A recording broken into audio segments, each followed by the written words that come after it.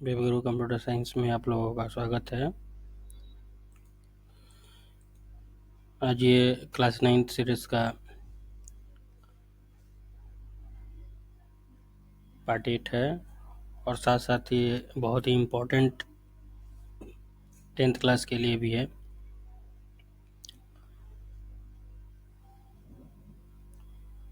और बहुत सारे कॉम्पिटिटिव एग्जामिनेशन में इस तरह के क्वेश्चंस पूछे जाते हैं, इसलिए 11-12 वाले भी इसको देख करके आसानी से कुछ क्वेश्चंस तो उनका सॉल्व हो जाएगा। नेक्स्ट मैं चलता हूँ।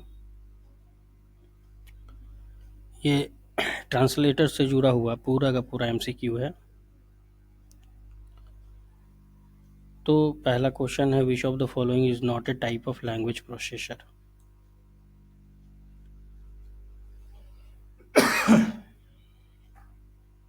लैंग्वेज प्रोसेसर कौन सा नहीं है?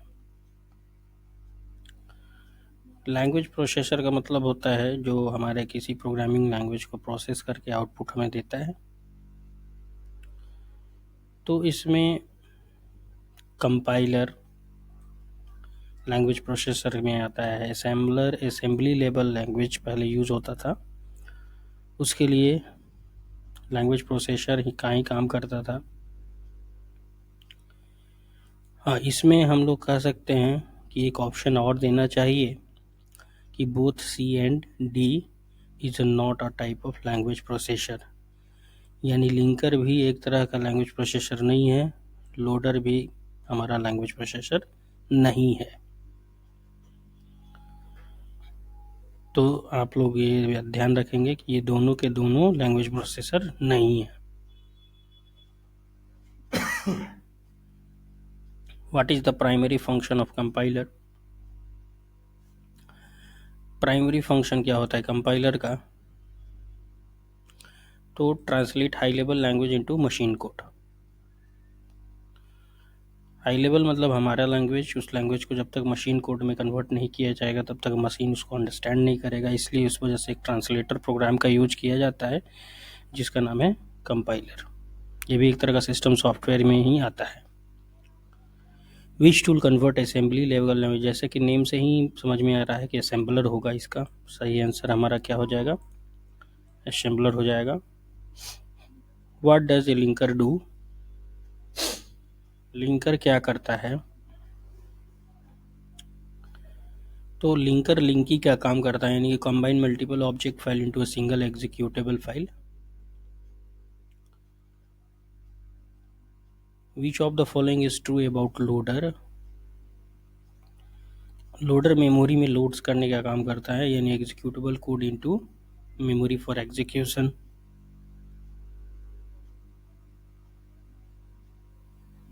विच phase of compiler handle syntax analysis?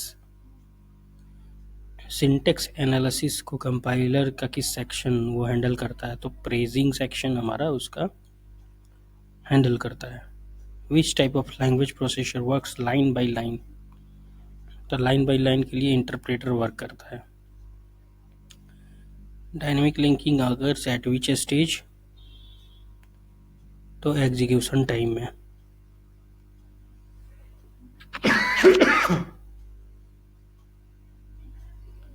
What is the purpose of reallocation in loaders?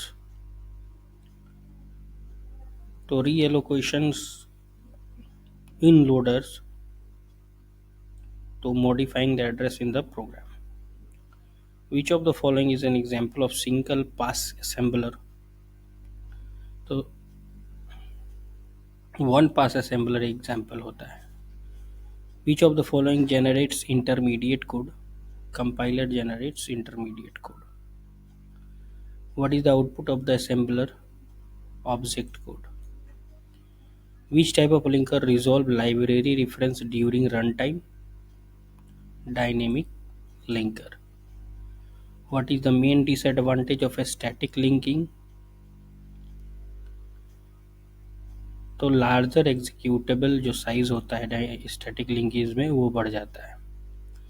What does loader assign to the program during execution? During execution physical memory का एड्रेस देता है। फिजिकल मेमोरी सीपीयू का memory होता है। Which of the following is true for two pass assembler?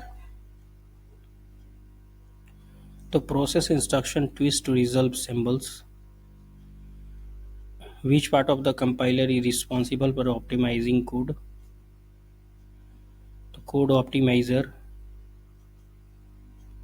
Which part of the compiler is responsible for optimizing code? Code optimizer.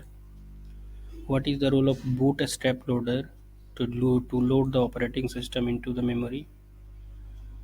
Which of the following is an absolute loader? The bootstrap loader.